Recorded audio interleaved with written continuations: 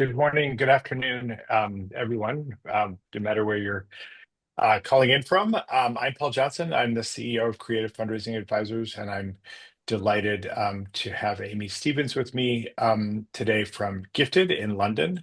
This is the first of a series of webinars that we are doing that is really highlighting our new transatlantic relationship.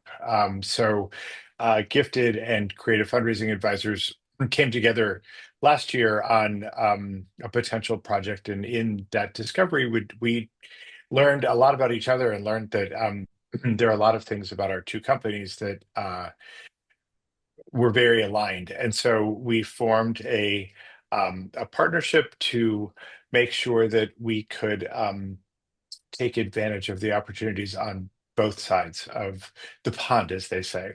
So today is focused on people who are organizations who are particularly interested in fundraising in the UK, Europe, and the Middle East, where Gifted does a lot of work. And so Amy's going to walk through some of the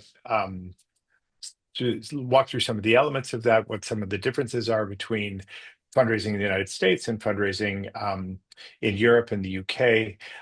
And then I'm going to ask her a few questions. And then we are also going to take questions from the participants.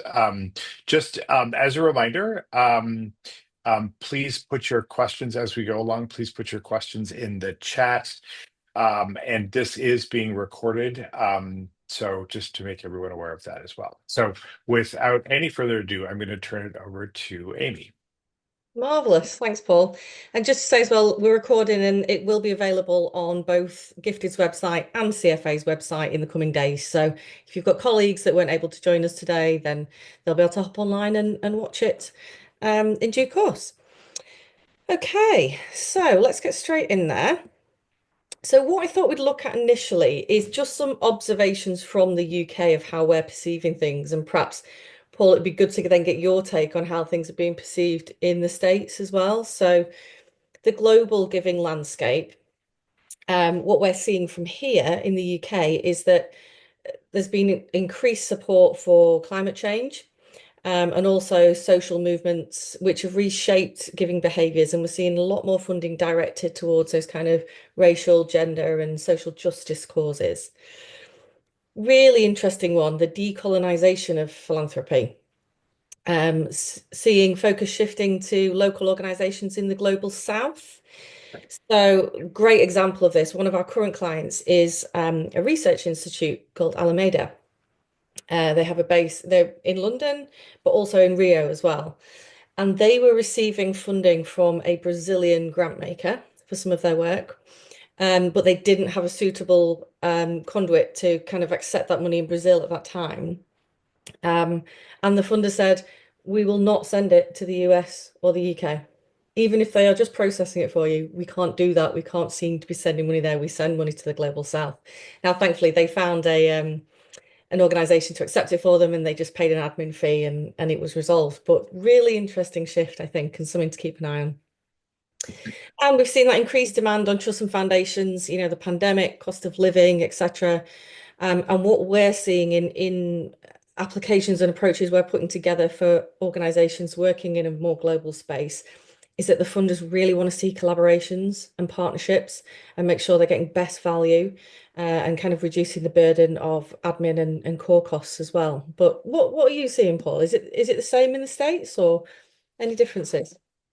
I mean, there's some similarities, to be sure. I mean, I would say that at this point, what a lot of charities in the US are really focused on is the impact of the current political situation. In terms of massive cuts in federal funding, and we still don't actually understand what the impact of that is going to be, and really trying to understand how philanthropy is going to play a role in sort of filling the gaps in where those cuts have are taking place, right?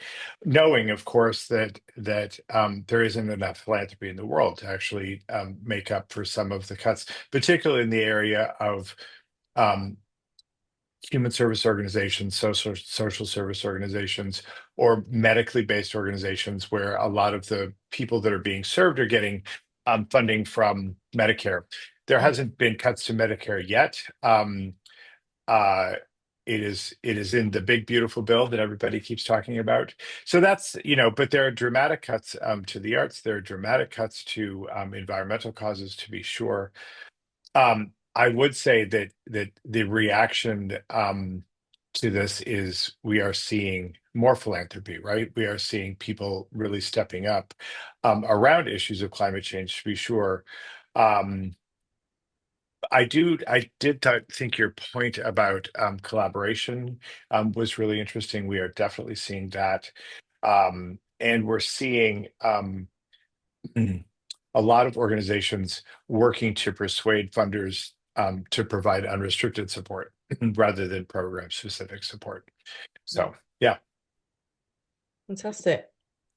So, following on from that, other kind of geopolitical thoughts as well, our observations from the UK, we've seen a real shift with obviously the pandemic, but also lots of natural disasters occurring and the conflicts, of course, currently happening worldwide, that there's lots of donations being driven towards those disaster relief and real emergency situations, which means some of the other charities at home, so to speak, that, kind of rely on those smaller gifts have really felt that. So we've definitely seen that. As you mentioned, cuts to aid budgets and what have you, increases competition and the impact of the Republican administration. Now, I'm an eternal optimist, so I always think there's positives in everything and opportunities in everything. Um, but like you say, I think people are starting to double down sometimes, aren't they, with their response to certain things that are happening. So we're working with a LGBTQ plus charity here who, when there was lots of talk about, restricting EDI initiatives and what have you, they saw an influx of donations from America. And Mm. they hadn't, targeted them at all. And it was almost a result of I'm going to do something that makes a difference. So it's interesting, isn't it, how it can almost go both ways. Yeah, it's interesting that you mentioned the conflict in Gaza and Israel, and we work with a couple of um, Jewish-based organizations, and they have had to do very significant fundraising around increasing security Mm, for their organizations. And also, they're seeing a lot of their donors shift their focus away from supporting US-based Jewish organizations to supporting Israel. And so that's been a challenge as well. yeah. Okay. So looking at the UK landscape currently, so in 2024, there were over 530,000 individuals who classed as high net worth. So that's a million plus of investable assets is high net worth, 5 million plus is very high net worth, and 30 million plus ultra high net worth. So they're all included in that, with combined assets of around 2 trillion. And they collectively gave almost 8 billion in the UK. But interesting reflection, this was on a CAF report that came out just a couple of months ago. If everyone in that community gave just 1% of their investable income, it would be 20 billion. So it just shows that there is money there if we, work the right way and engage people and ask people the right way. So in total, 15.4 billion was given to charity in the UK in 2024. Also really interesting, there was a report out a couple of weeks ago about local giving. So it breaks down across the UK which wards and areas are giving the most, both in terms of the most money, but also how many people are donating. And really interesting, I think there was 6 out of the top 10 of the number of people who donated, not the greatest value, but the number of people who actually donated, were in lower income, less affluent Oh, areas, that's fascinating.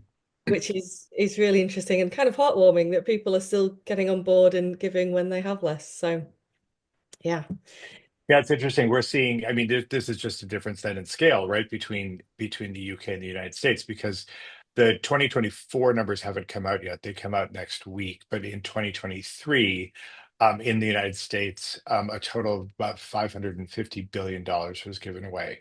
And that is from all sources. So that's from individuals, foundations, yeah, um, corporations. and also in the form of trust and the form of plan giving. Um, but it's a difference in scale. The other trend that's been happening in the United States that's been happening for a couple of years is that we're seeing to organization fewer donors and larger dollars. Yeah. So there are fewer people giving more money, which is also a trend across the field. Yeah, we're seeing exactly the same. Those who can give are giving more, and it's those lower end gifts that have dropped off. Um, so yeah, moving on to legacy giving, gifts in wills, 2024 is another record year, 4.5 billion. I think it was up 4% on the year prior. And the number of gifts in wills in estates is growing each year, which is really good to hear. The majority of those being residual, so a percentage of estates, probably because of our IHT regulations, which we'll talk about. And continually, animal and health charities dominate the top 10 big players in legacy giving. I think you said to me when we first met, Paul, what is it with you guys and donkey sanctuaries? We love a donkey sanctuary over here. You would love a donkey sanctuary. Um, Animal welfare comes in pretty low in the United States. In the Really United States, it's religion and education that are always the two leading um, sectors that are receiving the most funding. Um, and it's interesting, animal welfare does not come in as high as it does in the UK. interesting, isn't it? Okay. So, thinking a little bit then about the governance of charities in the UK and what you need to consider if you were wanting to have a charitable entity in the UK. So, being a registered charity is purely a status, it's not a structure. All the four options below are have charitable status. It just means that you're registered with the Charity Commission, UK Charity Commission, as an approved organisation. So I won't go through these in detail. There's the link here, which you can hit the government website, which gives you a full breakdown of kind of the various differences. But CIOs really, the trustees don't have a fiduciary responsibility here. They're protected against that, whereas others do. So an unincorporated association, the trustees are financially liable. And a charitable company is when you have charitable objects, but you may also have a trading arm. So it may be that you have income from a more business related, in which case you're registered with both the Charity Commission and Companies House. So like I say, we won't go through those in detail. You can look for the full guidance on those. If you do want any more information about UK charity law, there is a webinar on our website, which we did last year, I think it was, with one of the UK's leading legal firms who work with charities. So they'll give you some top tips there. And important to note, we do have a new code of fundraising practice out on November 1st. The guidelines have all been issued already, so you can look at that and see what's happening in terms of regulations. Yes, all very boring, but all very necessary and needs to be complied to. So then just touching on tax effective giving. So what can be some of the drivers for charitable giving in the UK? So we've got personal tax allowances, which have three different bands dependent on income and how much tax you pay. But for an additional rate taxpayer, quick calculation, if they were making a gift of £100,000 to a charity, the net cost to them would only be 55,000, which is a massive difference. Obviously, we have the lovely gift aid in the UK. So this is paid from HMRC, IRS equivalent. And for 25 pence, 25 pence for every pound given on eligible gifts. So where somebody has paid the equivalent tax on that gift, we claim an extra 25 pence per pound from the government, which is always helpful. Corporation tax, the charitable gift comes off the bottom line before tax is calculated, therefore reducing tax liability. Gifting shares really can be very tax efficient manner to gift because you do not pay capital gains tax on your gain on any share. So the average rate of capital gains, it ranges between 18 and 32, I think it is, but the average rate's around 24. So you would pay 24% on any gain on the share, which if obviously the gain in value significantly, could be a lot of money. But when gifting to charity, there's no capital gains payable. So it can be a really tax efficient way. And then finally, inheritance tax. So inheritance tax stands at 40% in the UK. But if you leave 10% of your taxable estate to charity, it reduces to 36%, which can have a really big impact. And, people like to avoid the tax man. So for some people, it really does appeal to kind Mhm. of make sure you're meeting those thresholds. So, Amy, how much do you think these tax advantages? Um, it's actually very interesting to hear this because I think there is also a misperception in the United States that other countries don't have the tax advantages that we have Yeah. in the US in terms of charitable giving. So it's very interesting to hear that in fact there are tax advantages, right, to giving in the UK. But do you know either through just any research or statistics or just your own experience, how much are people motivated by this um, tax deduction? Um, because in the US, there's been endless surveys about sort of what is motivating people to give. And the tax deduction comes in usually at about like fourth or fifth in terms of the motivation to give. The first being believing in the mission of the organization. That is what is primarily motivating people to give. And I'm not saying that the tax deduction is not important. It is certainly something that but it's not the primary motivator for giving. So I'm wondering if there's any um, equivalent to that in the UK.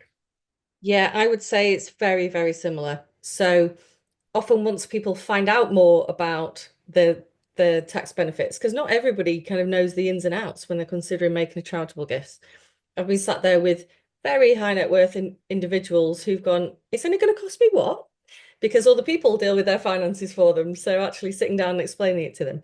So I think it can be a driver sometimes for people to give more than they may have initially done because they realize the tax relief or consider different ways of giving. But it is certainly not the driver. Like you, it's about cause and impact. Mhm. In some cases, status, credibility, those kind of things come up there, naming, etc. But mainly, the major donors we deal with here, they're giving because they genuinely care about the organizations. And the tax relief is an added bonus. But they're great tools for us to use as fundraisers in talking to people about how they make the most of their giving, aren't they? Yeah. One of the things that we have here in the US, and you may have there too, is that you can only deduct a certain up to a certain percentage of your adjusted gross income, right? Um, so there's a cap on what you can deduct, but depending on the size of the gift, you can actually carry over that tax deduction over for up to 5 years. Ah, So people who are making sort of mega gifts, and these are the very wealthy, there's a tax advantage that spreads for several years based on their adjusted gross income. So that's probably another big difference. so do they part with all the money straight away, or do they just They pledge their? do. Oh, interesting. Uh, you, it's whatever. If you've pledged, say you've made a pledge over 5 years, right? It's what the pledge doesn't count in terms of the tax deduction. It's what you actually remove from your estate, right? That you get to then count as the sort of tax deduction. But if that's a certain if you've exceeded your limit, right, you get to carry that over into the next year, and then in the next year, if you make another pledge payment, then that all gets recalculated. Okay, because we quite often see major donors spread their gift over time because they want to meet certain tax boundaries and income boundaries within tax years. So they might say, Right. I'll give you X amount this year and X amount next." Oh, that Um, definitely happens here too. Yeah. yeah, we see that a lot of Yeah. financial year end when people realize they need to relieve themselves of some cash, and you quite Yeah. often see some gifts coming in at the end of March, which is Yeah. good. Yeah. Okay. So should we talk about culture of philanthropy in different places? Here Definitely. in the UK. So we often refer to fundraising here in the UK as very polite. Historically people are nervous about talking about money. Um, and it is getting better. People are getting kind of more accepting of talking about it, but I would say it's a lot more taboo to talk about money than it is in the US, definitely. Like I say, although things are changing. Giving to your university, your school is much less prevalent here in the UK than in the US. It's not seen as expected or, what you do, it's very much optional. So I'd see that as a difference. We are robustly regulated by the Charity Commission. with annual reporting every year and obviously the fundraising regulator and the fundraising code to abide by. And, if you are, for example, HMRC will do gift aid audits on charities to make sure the gift aid's been claimed on the right gifts and in the right year, etc. If you're found to have made mistakes there, it could be genuine mistakes, you are still subject to huge fines. So it's really important to follow all those regulations, as is the dreaded general data protection regulations. Um, Data protection, huge here in the UK. We have to have lots of data sharing agreements in place and make sure people are only contacted in the right way at the right time. It was Yeah, driven by, I think that's a big difference between the yeah, UK and the US. Yeah, yeah. it was always an element of our work and consideration, but it was also driven by a case of an elderly lady in recent years who was harassed, and it was, yeah, just not very nice. So, but it's a big thing. As we just discussed, tax-effective giving is a strong driver. It's not as favourable as some of the benefits you can get in the US for making charitable gifts, but it's not the core driver for charitable giving. Um, Charitable giving is becoming more of a cultural norm, which is good to see. We're seeing those statistics on the numbers of people going up each year. But really important for the UK, cultural differences in the different communities should be considered. So um, we have a large Muslim population here in the UK. Um, and fundraising within different communities can be completely different. So the Muslim community on average give 4 times more than your average Brit. And they make up only 6% of the population, but last year gave 1.8 billion of that Mm. 15.4 billion that was given.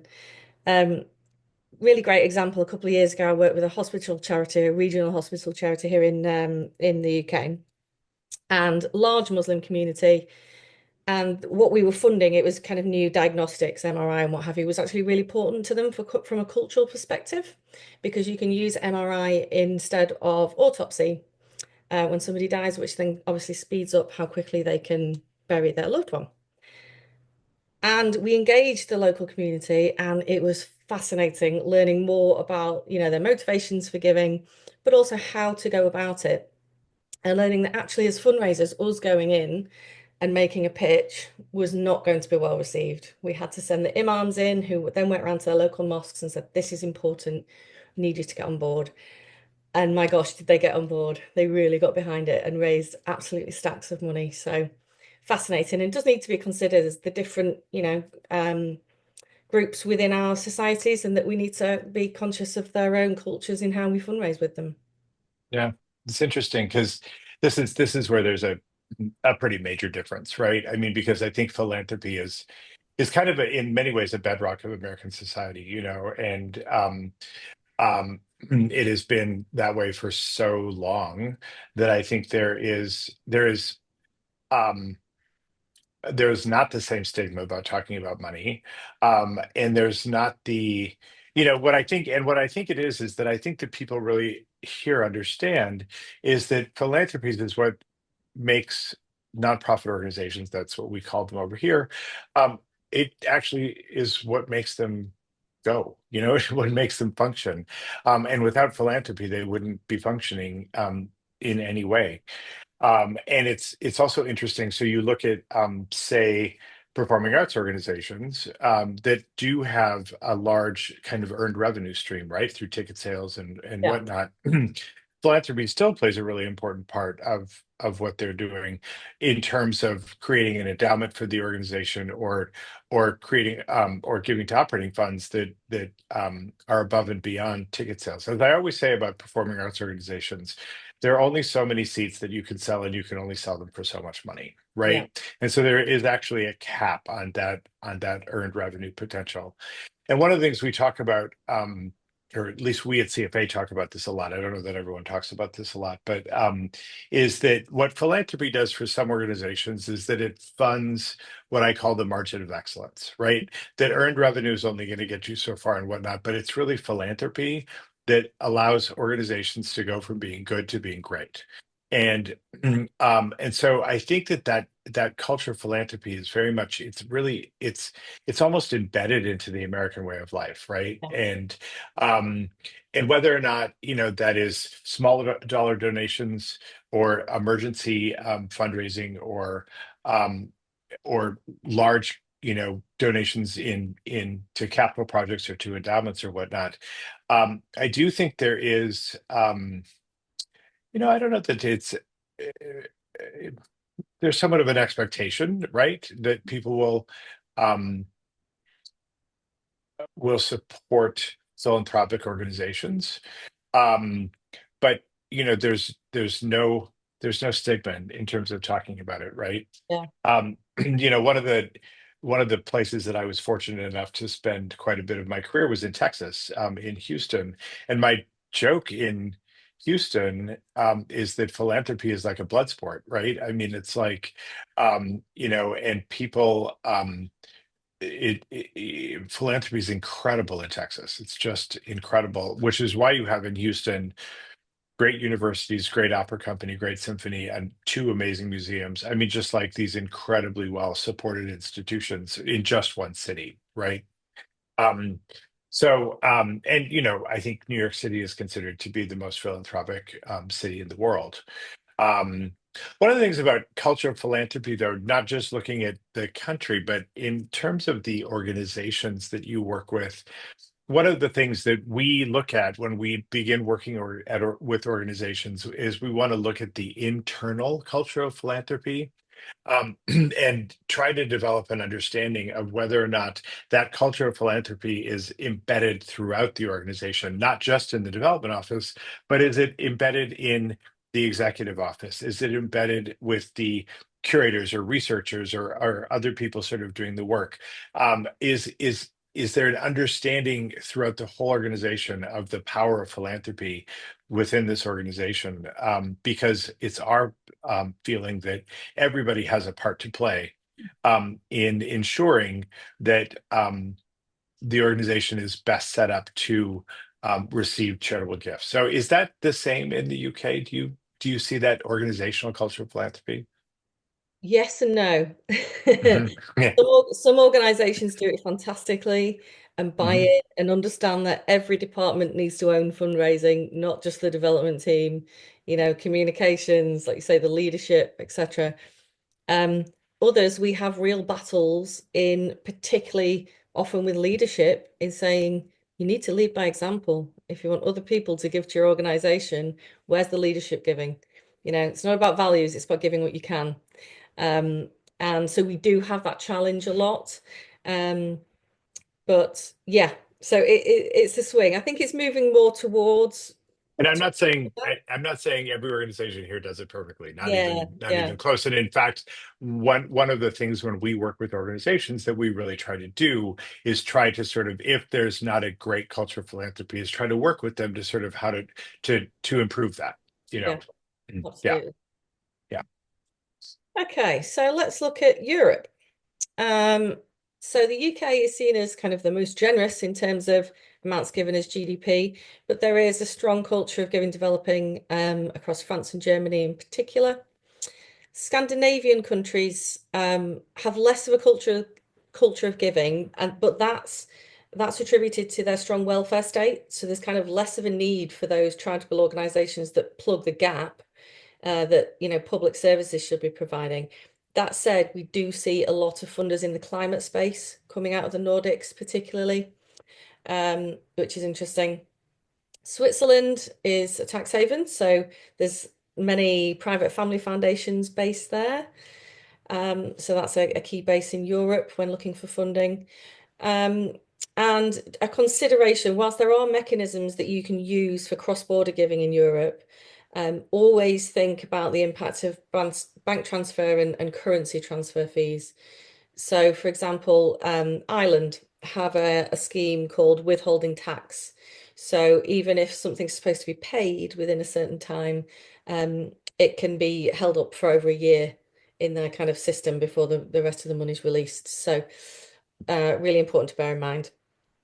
And across Europe and the UK, We're really seeing younger generations driven by social, environmental, and cause-driven campaigns, whereas the older generations are still kind of much more heritage, health, arts, culture, etc. Is that similar for you guys? Very, very much so.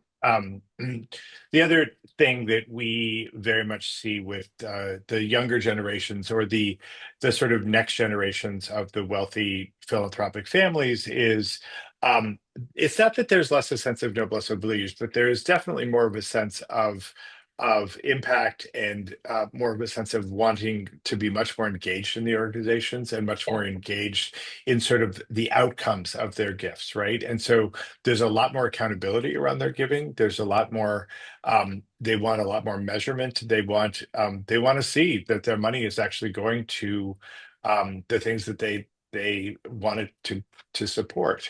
Um, but we're also seeing definitely much more focus on environmental, cause-driven camp for sure. All of that, You know, definitely. we see exactly that as well with the younger generations, particularly.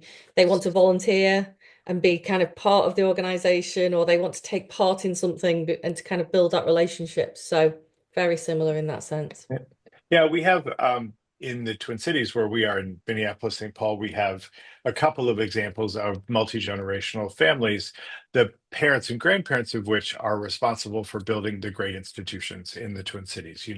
The Minnesota Orchestra, the Guthrie Theater, the sort of great cultural institutions, the universities.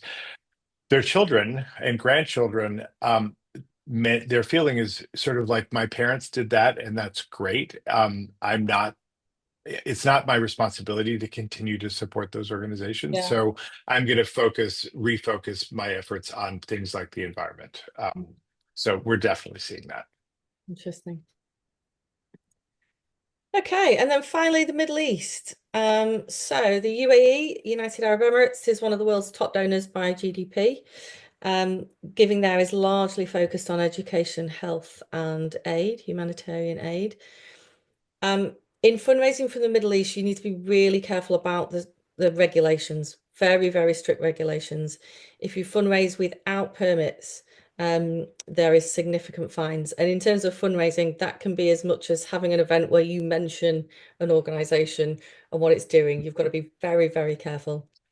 Um, but also the embarrassment culturally for an organization if you receive those fines is a really big deal in that culture.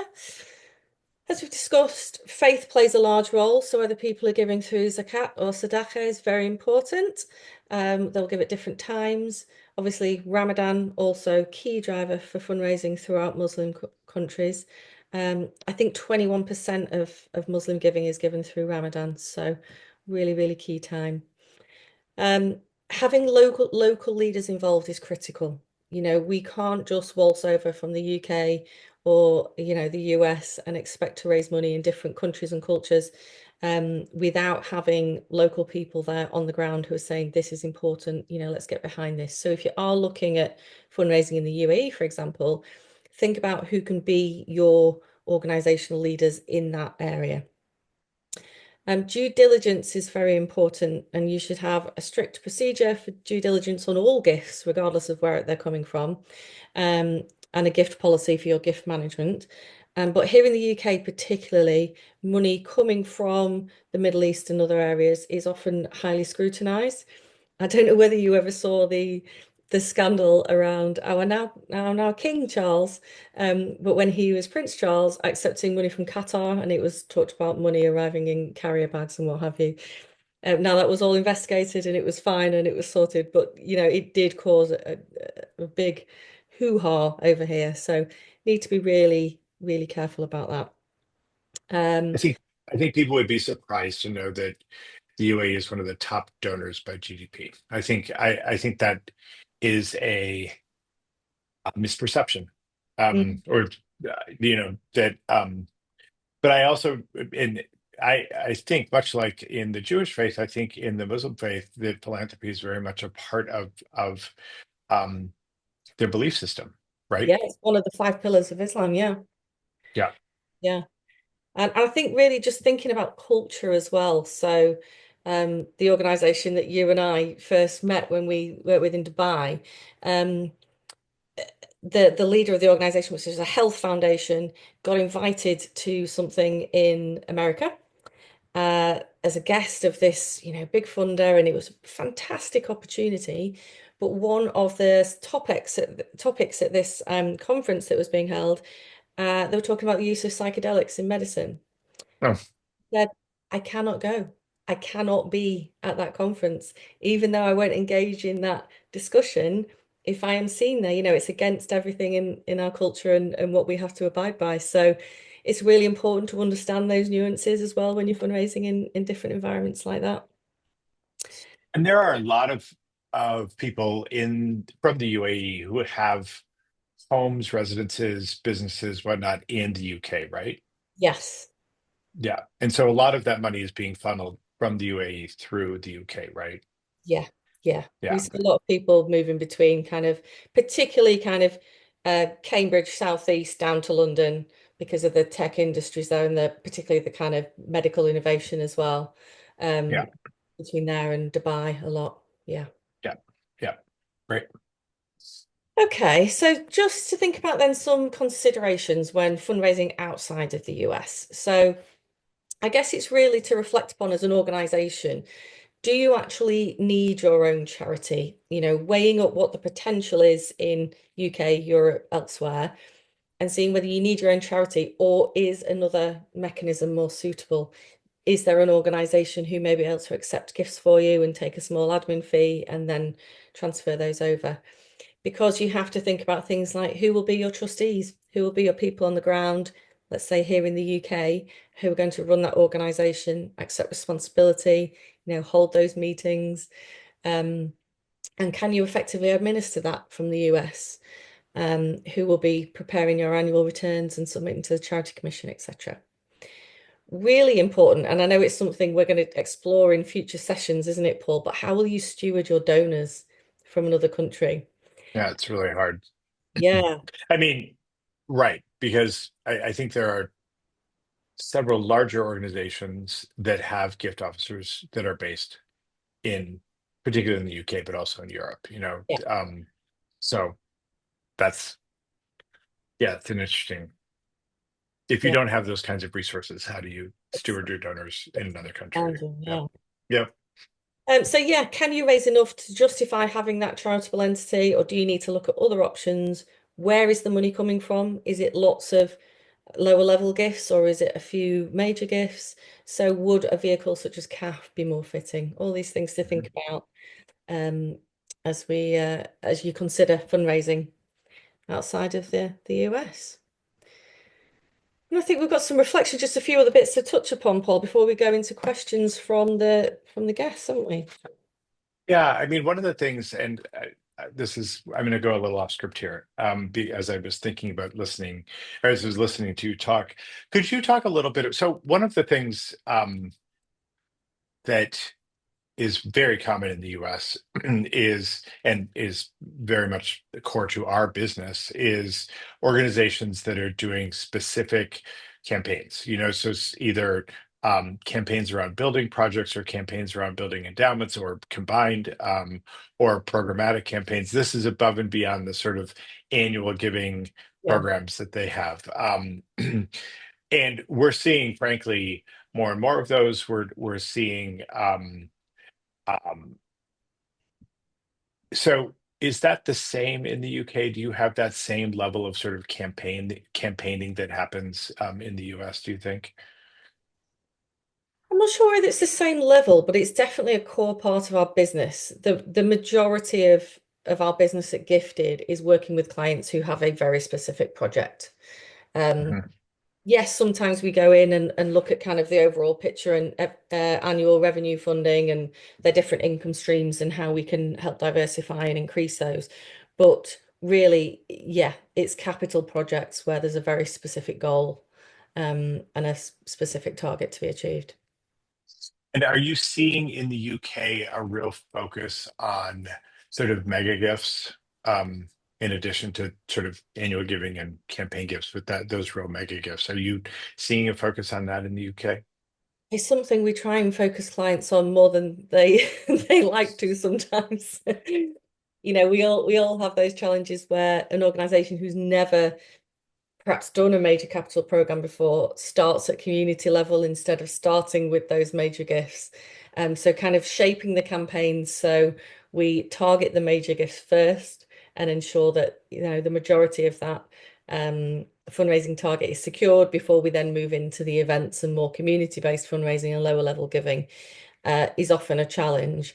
But that's what we try and focus the our clients on, 80% of the gifts will come from 20% of the donors is our target, which I know you guys work to as well, right? Yeah, we're sometimes even a little higher, where, Yeah, 90% of the gifts will come from 10% of the donors, I yeah. mean, or maybe not quite that high. But, the other thing, I mean, and I don't know that if this is yet a trend, it's a little bit of a trend at CFA, but I don't know that it's a big trend, is that we are working with a couple of clients who have have a path to some very, very wealthy philanthropists. And instead of doing the big complicated campaign with the feasibility study and blah, blah, blah, they're literally going and they're working with us to go to these philanthropists and talk to them right out of the gate about $100 million gifts. Um, that and they may or may not have that really warm relationship with them, so they need to make sure, and this is what we've been working with them on, is make sure that their case for going and asking for this sort of mega gift is really compelling and strong and whatnot. But the feeling is that instead of spending the time and money on a big campaign, that let's just focus on five or six mega donors. And I don't know that that's a trend yet, but we've had two or three clients come to us with that kind of proposition, I which think it is depends also very interesting. on the cause, doesn't it? So I've got one very similar at the minute, the Research Institute that I mentioned.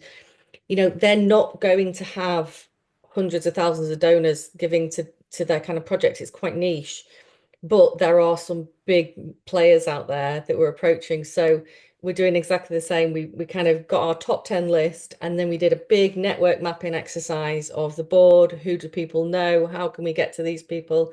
And we've now got probably three core approaches underway for Right. gifts. So yeah, we're doing exactly the same thing there on that one. Yeah. It depends on the prospect pool, I guess, doesn't it? And where the Well, money. it does, and it's interesting because the project that you and I met on, they had no donors, right? Oh, And so, one of the things that has happened with us too, is that organizations have come to us that have no donor base, right? And so it's, I mean, that's also an interesting proposition. I mean, with that project in the UAE, we also had to get around the fact that the person leading this project had the resources to be able to just fund the whole yeah. thing himself. Um, so, a couple of other questions going back to that question of stewardship, right? And stewarding donors and engaging donors. Are there some best practices for engaging or stewarding different populations that US based nonprofits should consider looking at Europe or the UK? I think it depends on the target audience. So as we've discussed, the younger generations are really keen on involvement. They want to be able to attend something where they meet people from the charity, or they can make a difference, they can volunteer, they can do some sponsored event first. Um, Digital presence is hugely important, and digital engagement for those younger generations. Um, where we see the older generations follow a much more traditional route. So yes, you may be invited to hear more about a project, but then the stewardship is for the major donors in that field is really that personal impact reporting update. Um, so we did a couple of years ago, we were working with a big dog charity here in the UK.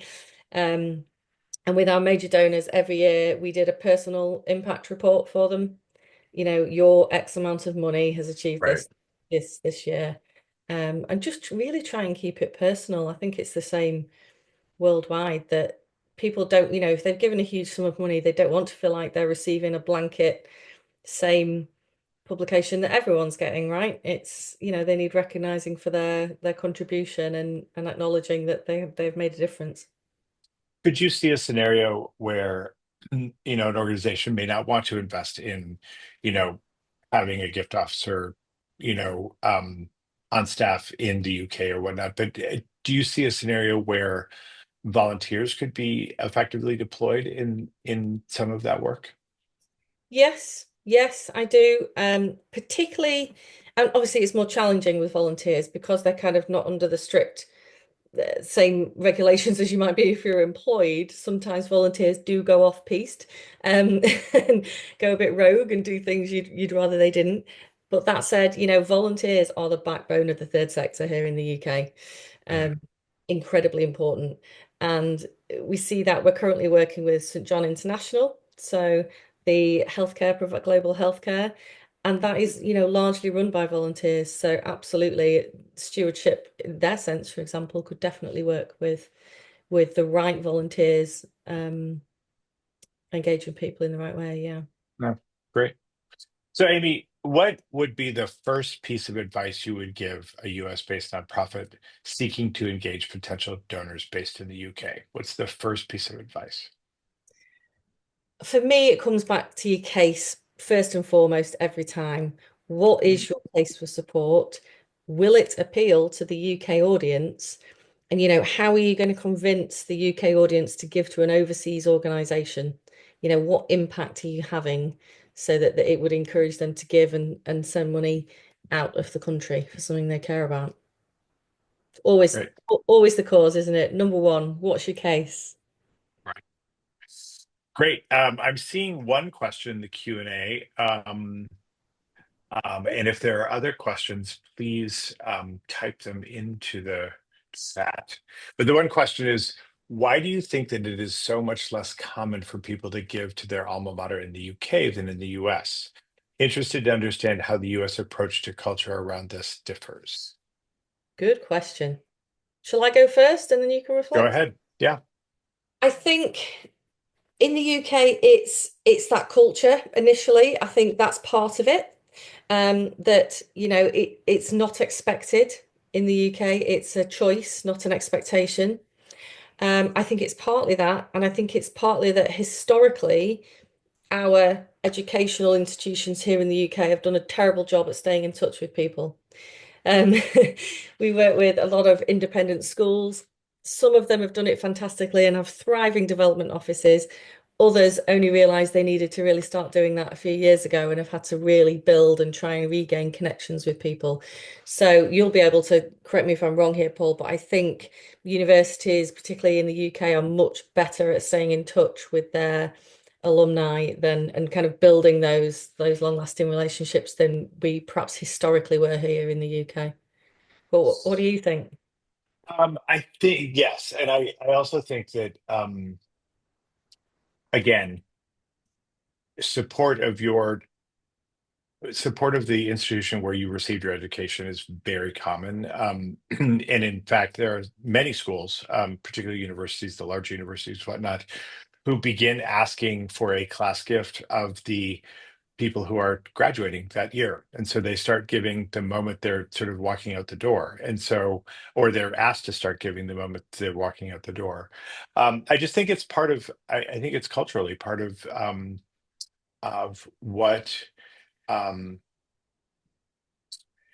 what happens with education here. I mean, I also think that, education is not as well funded in the United States as it possibly is in the UK. Um, I also think that there is this desire actually for people to want to make the education that they had available to people who are less fortunate and who cannot have access to that same kind of education, right? And so there's a lot of focus on financial aid and whatnot. So um, I think it's just a cultural difference, and I think it's just part of um, part of what happens here. Yeah, that's interesting what you say about the giving back. So with the independent schools in this country, there used to be a scheme called direct grants where people were funded places. Now all of that is done through bursary funding. But people who got their education through that program, so they would never have been able to attend that school without that support, there's a much higher percentage of giving from that generation of people because they then want other people, exactly as you say, to have that same opportunity that they had. Yeah, So you definitely see that within that cohort for sure. yeah.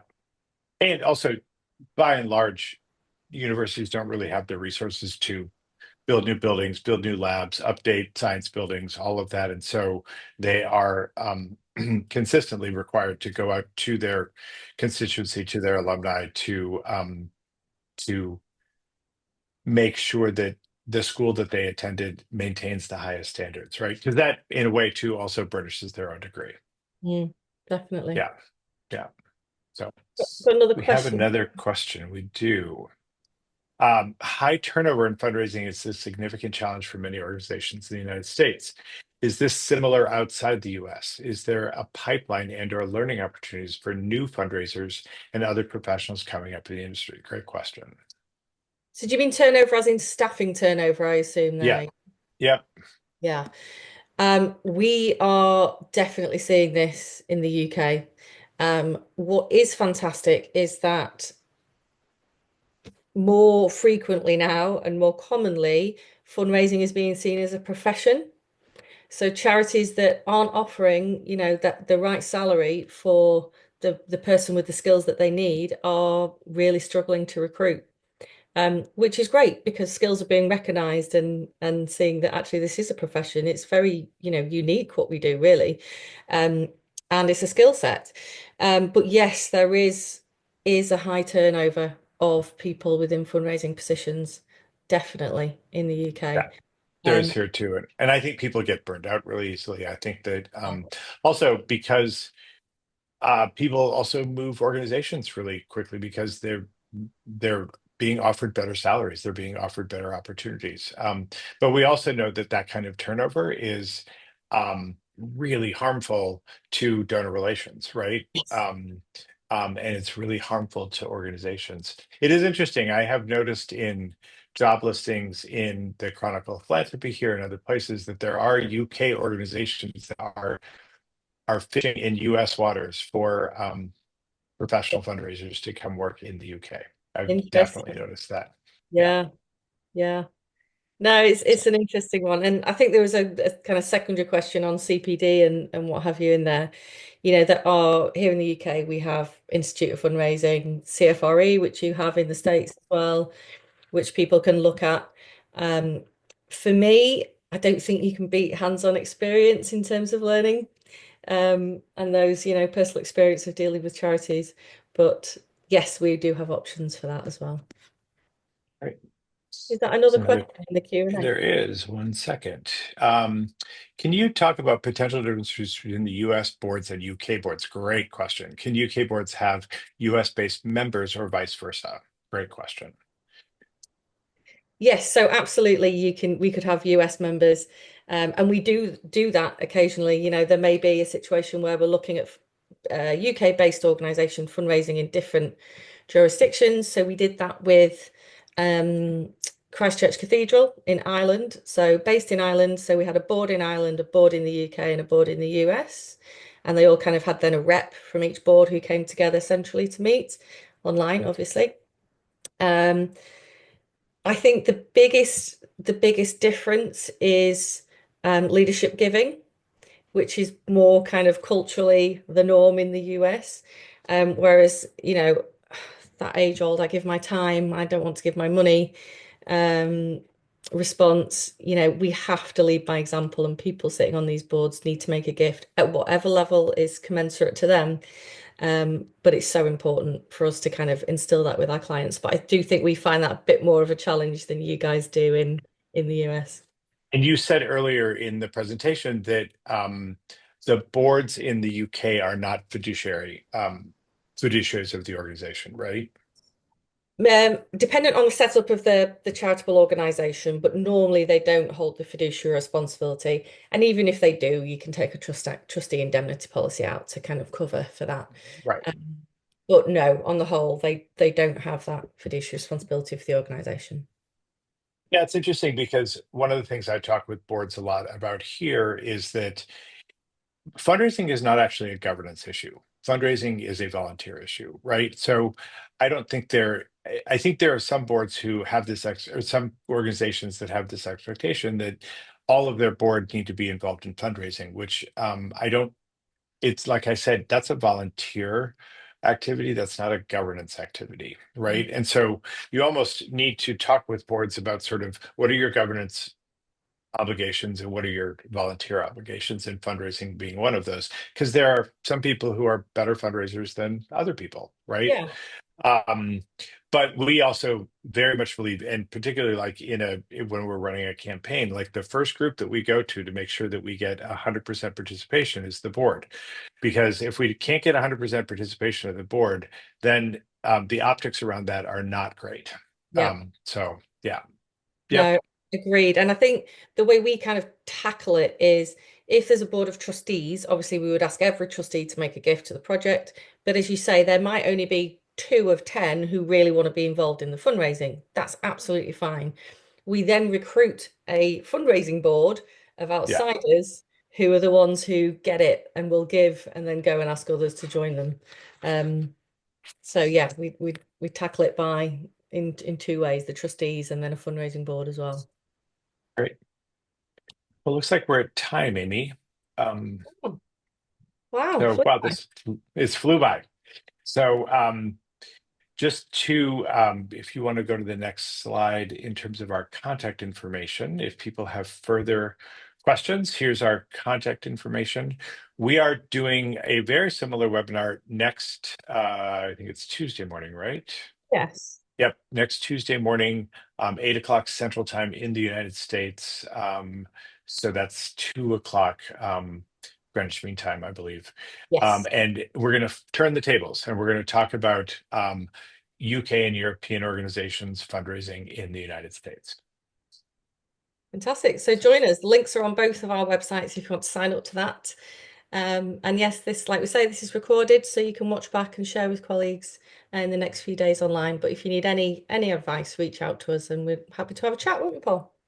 Yep. Thank you so much. Brilliant. Thank you, Okay. everybody. Bye, everybody. Yep.